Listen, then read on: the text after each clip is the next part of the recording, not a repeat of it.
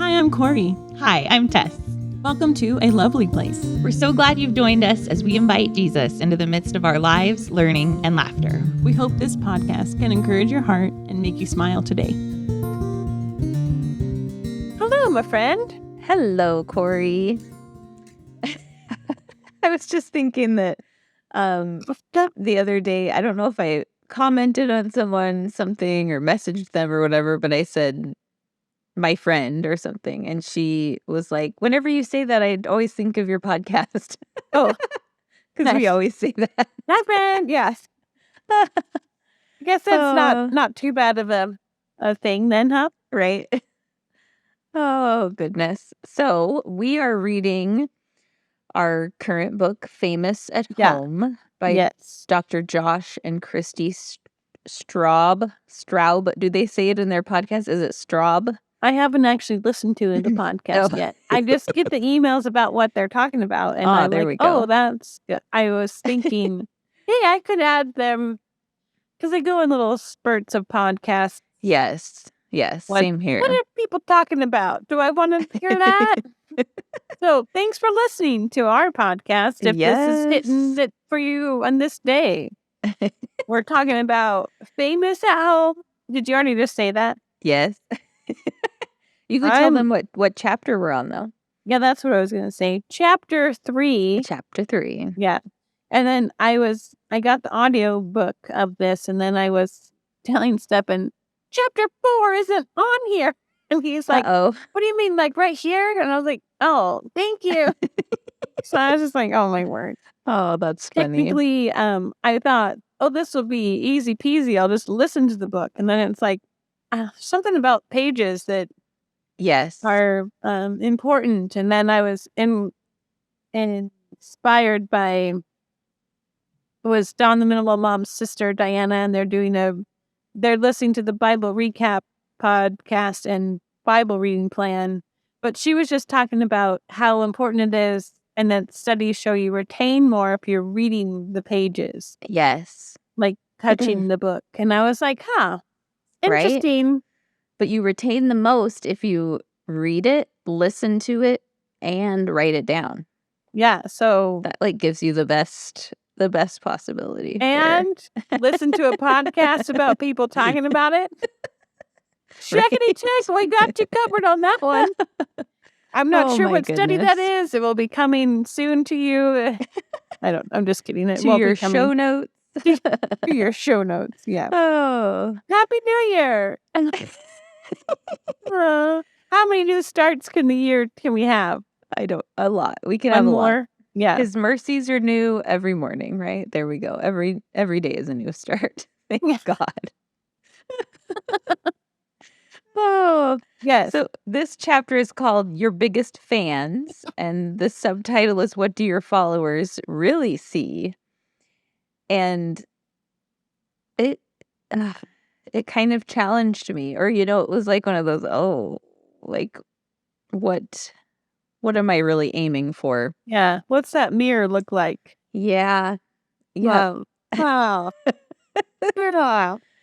So one of the things that Christy says early on says, but good intentions are not synonymous with intentionality. Intentionality is the reality of the good we intend to do.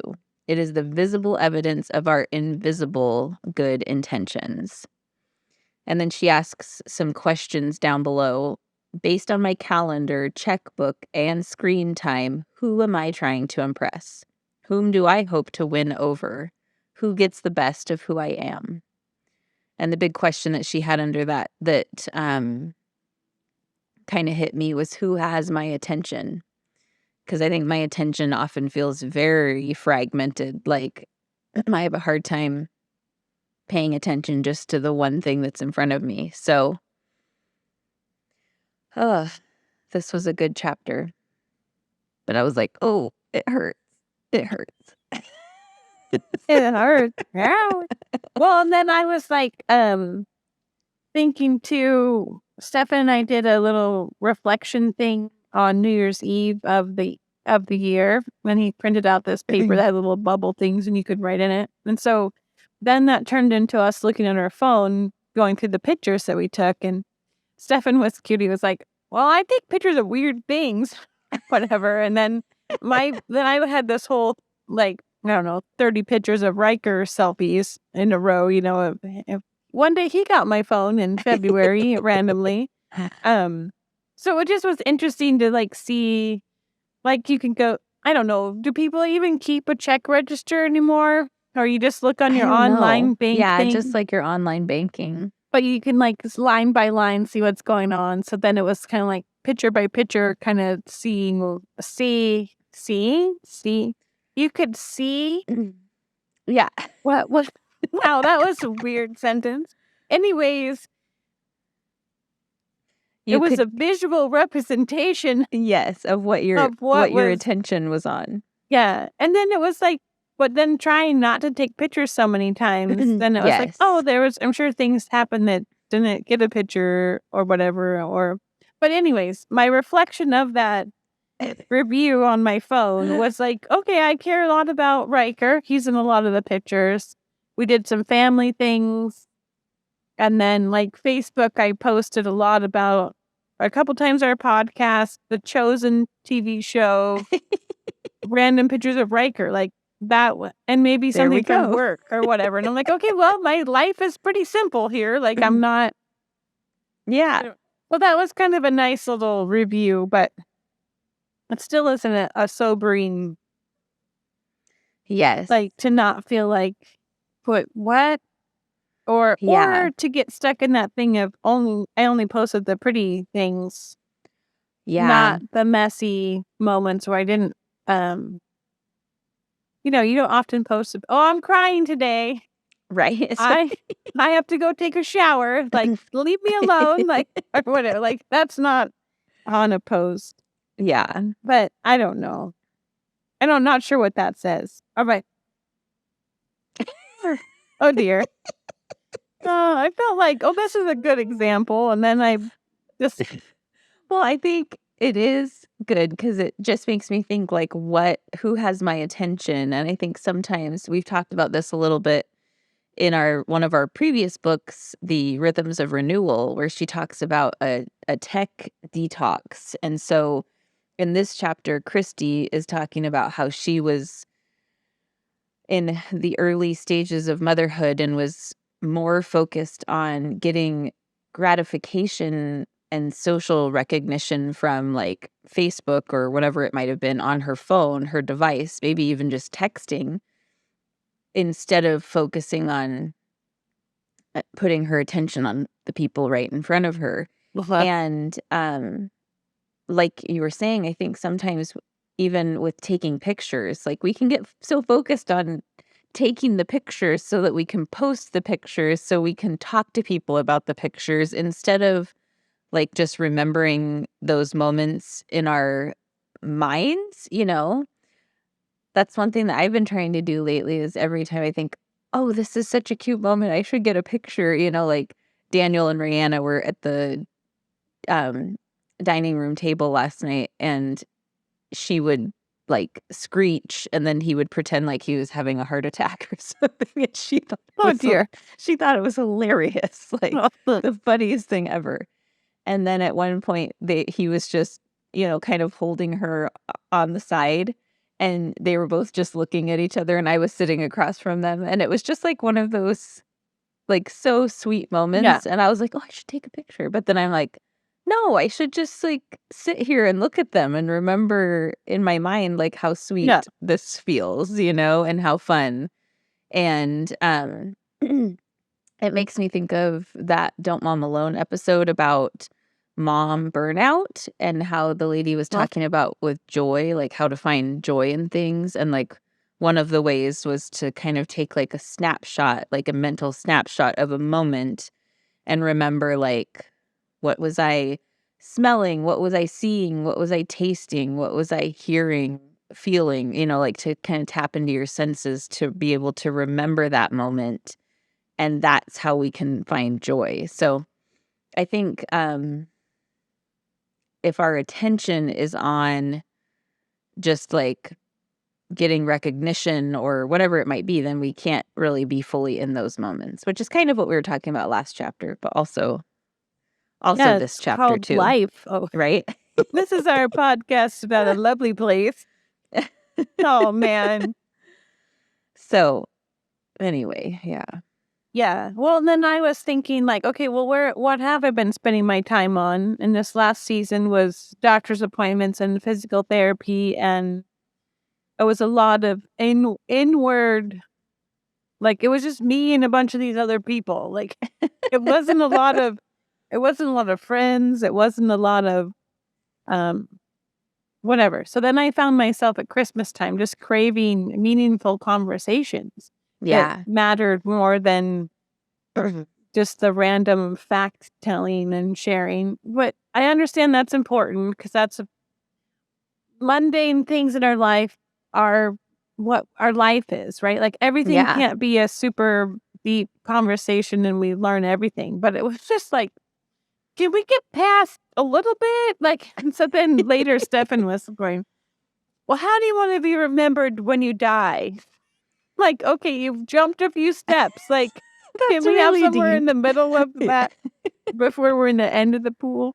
Anyways, but I just was feeling like, okay, how, and then Stefan is very helpful. And he's like, well, how can you create meaningful conversations in what we're doing already? Like, Ooh, that's good. so I was like, okay. And then I was just, because I was like, I have a little all or nothing mentality sometimes. I'm just going to quit everything. Just a little. And so then he was like, well, how could you have meaningful conversations in this context? Or what could you do in different? And I was like, great way to be. Oh, Right? You can tell he's a teacher, right? because he's a teacher and he wants to fix me, which is good. And I appreciate that.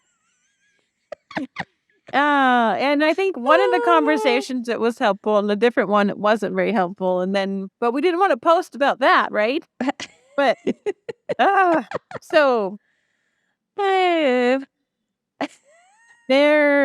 guess what I'm saying is different seasons, we have different things we'll be focused on Yes. because that's what will need to happen. Yes. Do you have it's to true. pack boxes every day and move? No.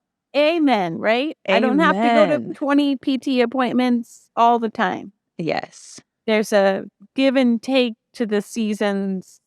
Yes, that's true. That's true. So, did I take it? Well, it kind of, so that makes me think of what she was talking about. She said, I was resentful toward God for how difficult my life had become and consumed with chasing respite in anything that promised to numb the pain and quiet the noise. And then Wow. later on, she says, I was living my dream of having a family, but still found myself on the bottom rung of life, wishing I had it all together. And then even further down, she says, ask anyone who's famous, and they'll tell you that being famous doesn't always feel good. It just means you always have eyes on you. And I was like, that's true, you know? So, like, life isn't all about the good feelings.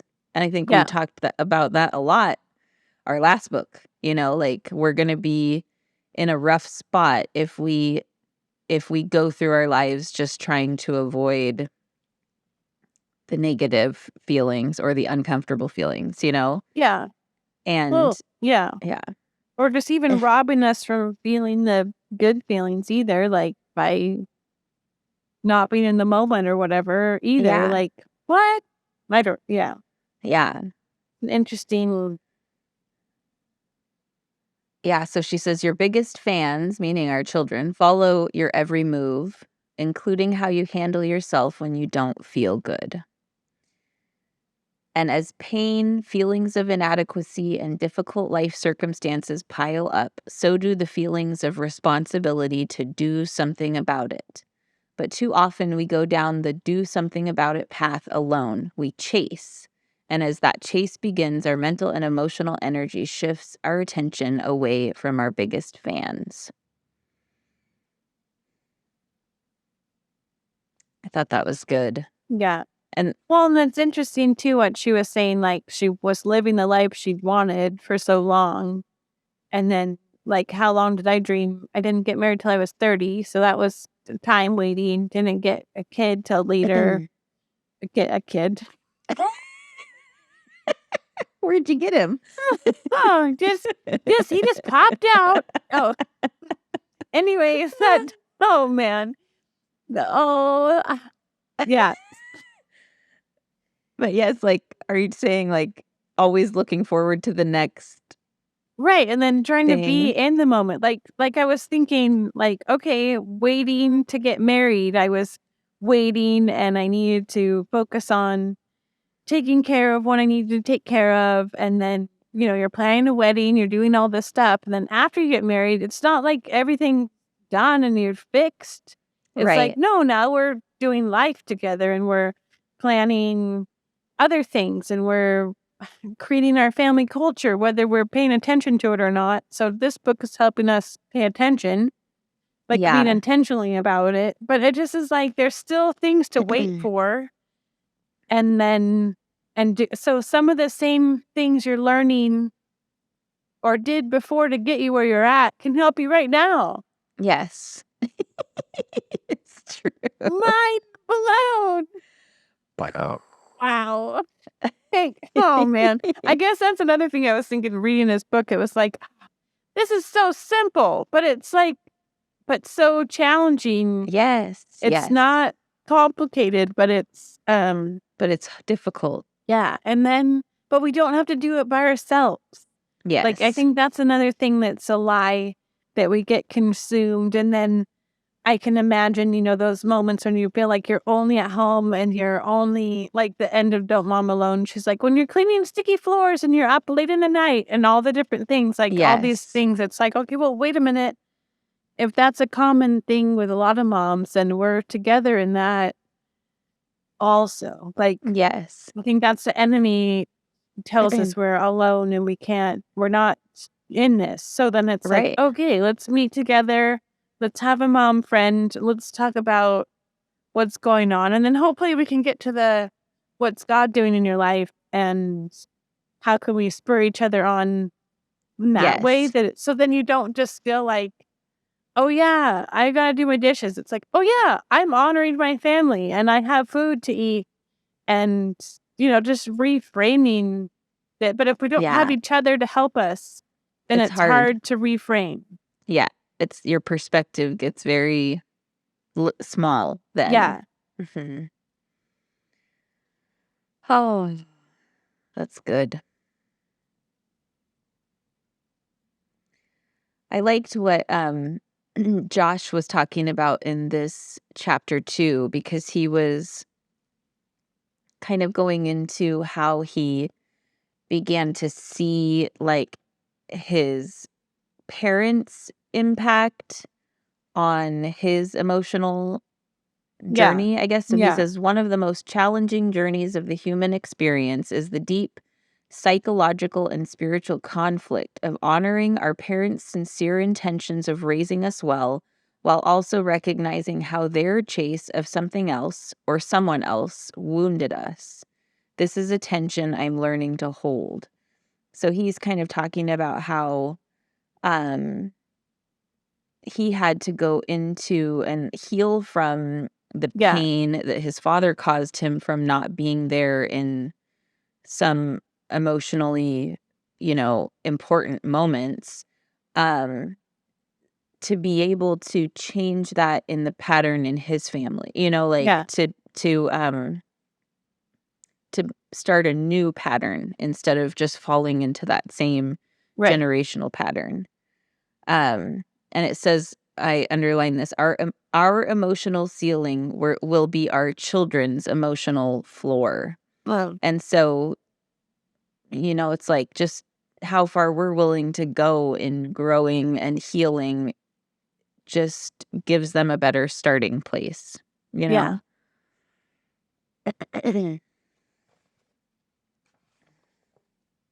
Well, and then it's like we can get, or like, I'm just thinking of different problems. And then it's like we can learn skills, whether we need to talk to somebody else that has a skill already. Like, especially like with family and parenting, I feel like there's a lot of people that have families and they're parenting.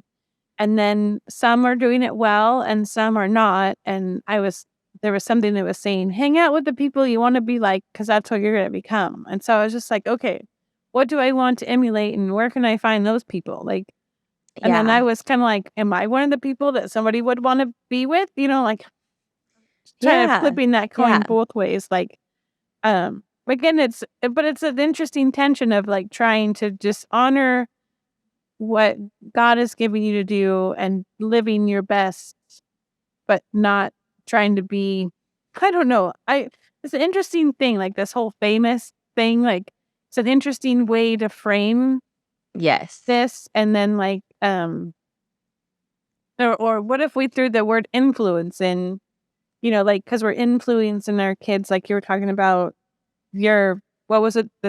My emotional ceiling is Riker's floor. Then like, that's pretty sobering. And then hoping like, oh, that was the other thing I was saying.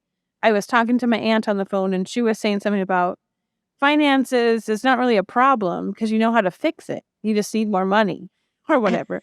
So then I was like, okay, well, that's an interesting way to think of that. And then I was like, okay, well, maybe then the question is, what skills do I need to have to be able to make more money?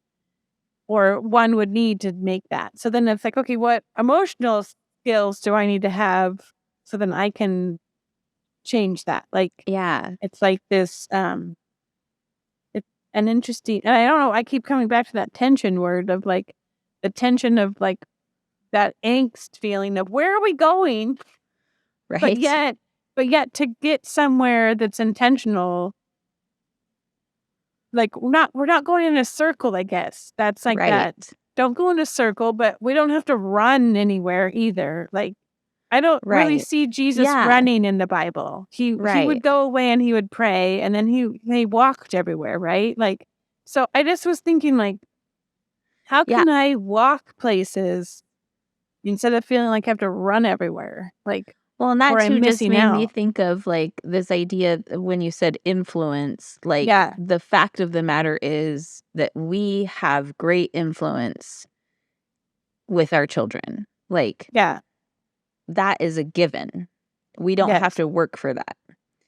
But we decide which type of like, what direction that influence is going to be. Like, because there's no question that parents have the biggest influence on their children's lives. Whether they decide to leverage it or not is up to them. And it just makes me think of, I can't remember what, I think it's a book maybe we've read before, or it's a book I've read before. Either way, talking about like, I think it was talking about with your marriage, but I think this is with any relationship. Like the question is not, are we moving forward?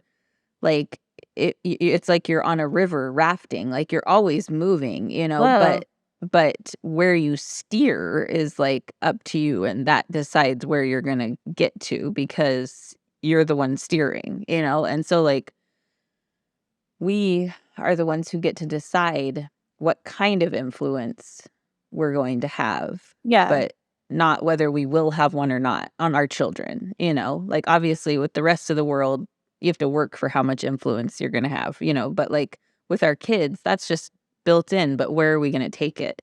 What, you know, what kind of influence? That makes me want to take a deep breath. Whew,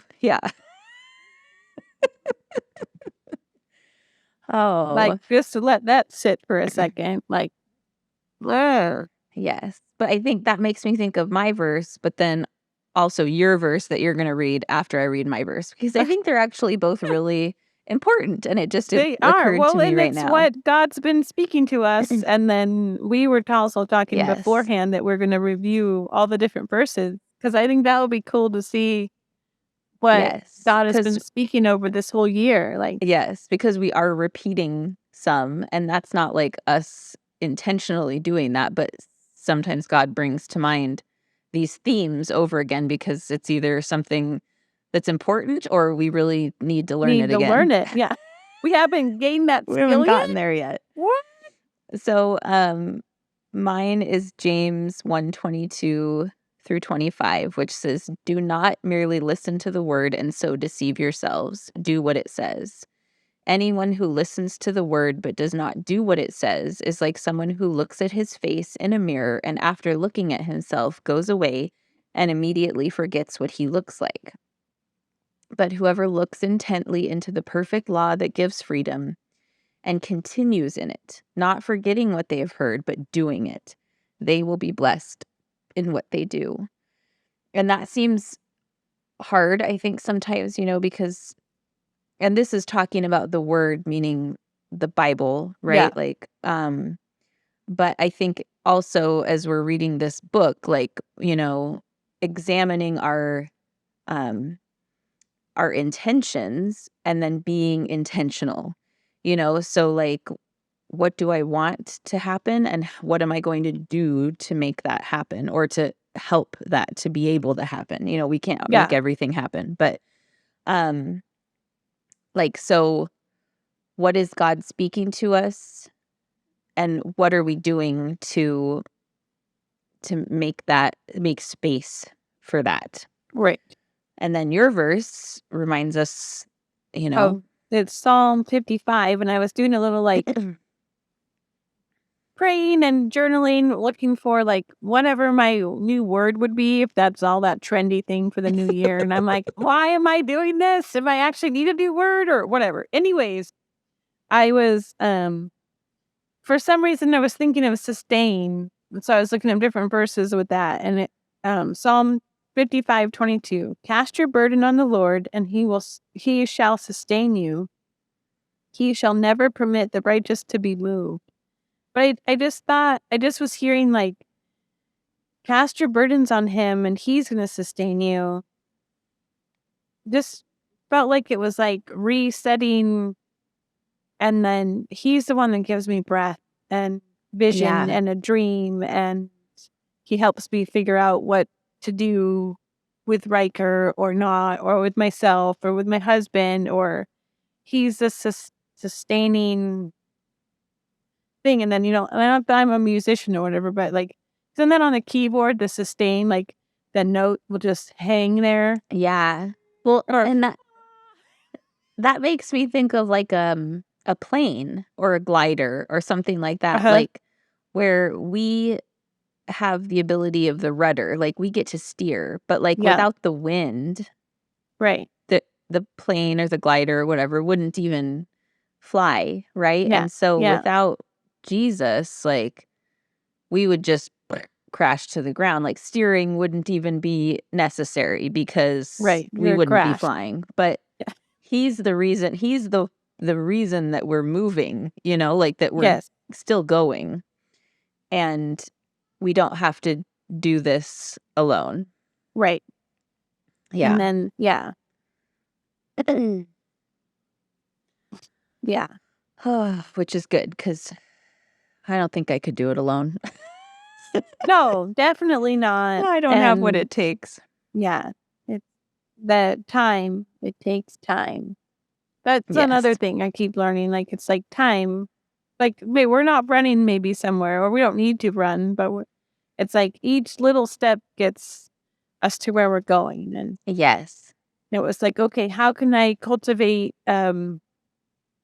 respect in our family? One, to me, and am I expecting more than I'm giving to Riker? Not to diminish my role as a mom, and I'm authority and I need to stand in that because I don't always, but it's interesting, okay, what am I doing?